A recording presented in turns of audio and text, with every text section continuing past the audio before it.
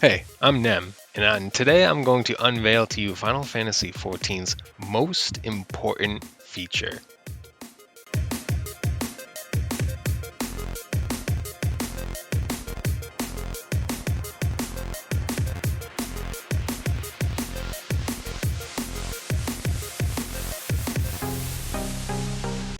It's a common misconception that content is king. In the age of entertainment, we are constantly hungering for content. The flashy bit boops and honk honks to keep us distracted, setting goals and engaging in challenges in our games. You know it, I know it, we all know it.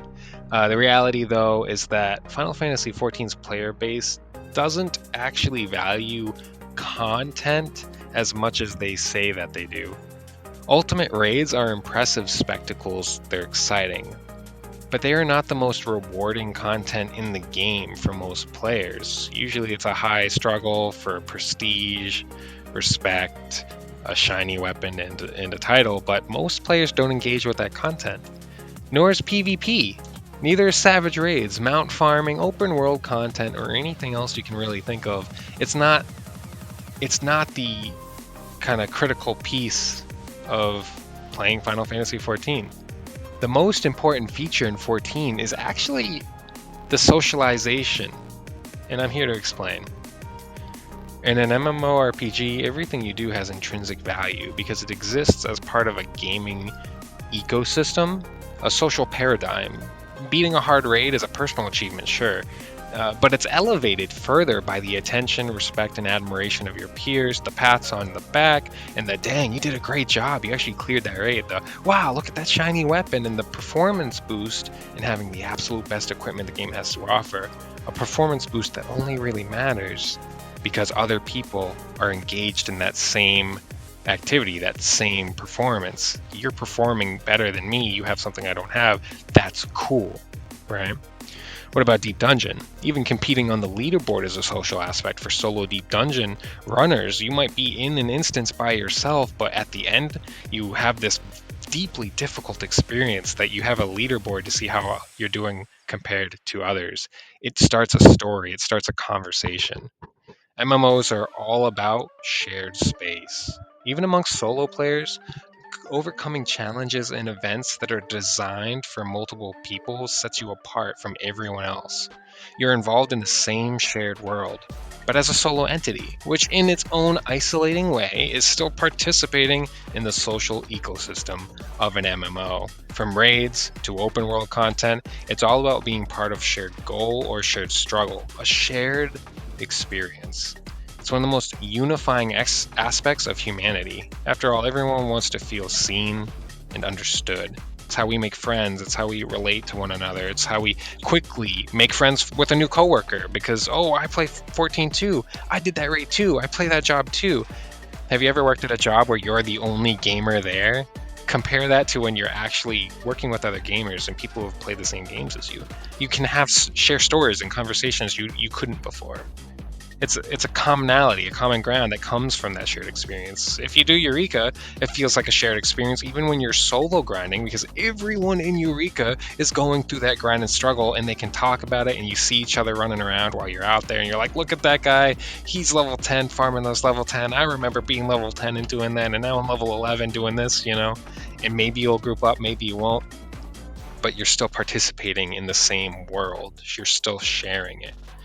Um, and there's a lot of aspects to the game, a lot of features that Square Enix has incorporated to try and support this sort of social expedition, right? So things like free companies, DC travel, crossworld link shell, adventure plates, glamour, all these things that exist solely on a social level that is universally seen as valuable to the majority of the player base, right? The people who don't participate in those things are normally new players who just haven't found the time or energy or attention or are aware of those features and the value they provide. But once they run into it, once they get told, they'll usually have a fun time participating in those social pillars that kind of allow you to connect with other players and stand out amongst them and say, wow, my adventure plate looks like this, I want to check out yours, etc., etc.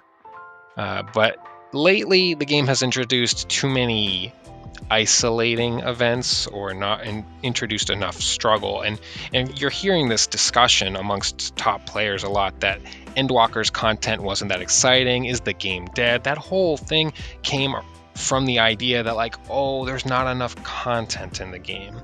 Content like Criterion and Ultimate Raids have a struggle, yeah, and it creates a story just like what I'm talking about, but it's only shared by a small group of players. In comparison to the total player base, a small portion only do Criterion and a small portion only do Ultimate.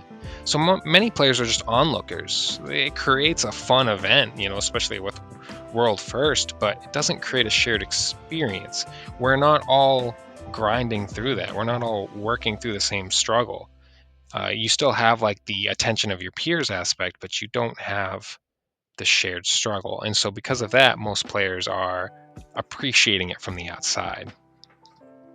Island sanctuaries, while shared, is rather uneventful and lacks social aspects. It's a solo instance with no leaderboard, a solo instance with limited visitation options. There's no neighborhoods. It's solo gathering / managing an area. It doesn't fulfill the Animal Crossing dream of sharing cute, customized areas with your friends, visiting one another, designing outfits, and managing NPCs and neighbors. It's just a farming simulator, which isn't very social. And don't even try to throw that Steam game at me. Let's not talk about it. Between matches. Then, I played Farming Simulator. But on top of that, the relic grind. We've all heard the argument. The relic grind is what we want because it's content. It lasts longer. We miss the grind of relics. Well, the thing about the grind of relics is that's not entirely accurate. We don't miss the relic grind. What we do is we miss what the relic grind served the overall ecosystem of the game. The reason relic grinds are desired is because it's a shared experience, a shared struggle. Do you remember Shadowbringer's relics? Maybe you do.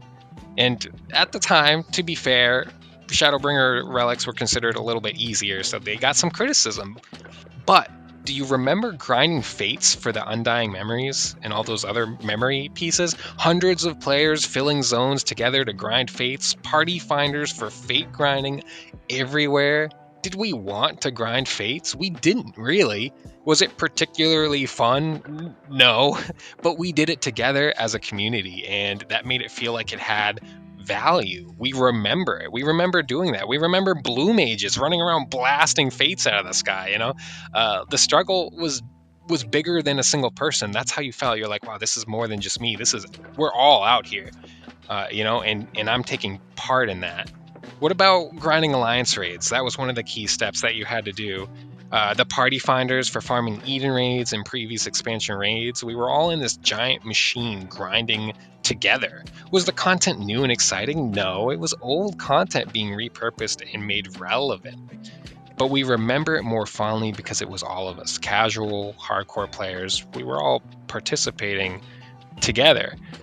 And during Endwalker, what do we have this time? We have Hildebrand. And Hildebrand is pretty much a solo experience. It's not a struggle, it's just a long quest line. And every now and then you have a trial that it involves, and you do the trial, but that's it. You do the trial once for like 5 to 10 minutes, and then you're done. And so you just kind of feel like you have to go through it instead of optionally going through it before, and that makes it a slog for many players. It wasn't a shared experience, it was a personal one, and a personal one being kind of, forcing you to go back in some cases all the way to ARR to catch up. I think that Hildebrand is best served when it's optional and it gives you access to new content rather than, well, yeah, access to new content, but you have to do it to get your relic, right? And you can't replace a social feature, right? It can't replace a social feature. It's no secret that the majority of 14 players are between 25 years and 38 years old. We're in that age range where most of us have to spend a lot of time on work, on family, or on responsibilities. And these things can make us feel socially isolated, as if we don't always have time or the opportunities to go out with friends like we once had. It's like we have to work and build a career, recertify on things, take extra classes, go back to college, finish a master's program, whatever it is. We're busy people, and busy work-focused or responsibility people often need something social to help them connect with friends, smile, and relax. It is the number one attraction that MMOs bring. It's why clubs and partying is so prevalent in 14, aside from the majority of us being filthy animals. It's why for many, raiding isn't about clearing content or achieving greatness for yourself. It's about spending time with friends. It's why casuals are so quick to say it's about having fun, because for them, it's about the social aspect, the shared memories, the spending time together. This is why the content in an MMO needs to fill or participate in some aspect of the social ecosystem every single time. It's the stories we tell each other, the experiences we relate to with each other, and the opportunities to do things together. That's what creates 14's most valuable asset and why social features are its most important features. Thanks for watching. Like and subscribe, and I'll have some more videos for you soon. Take care.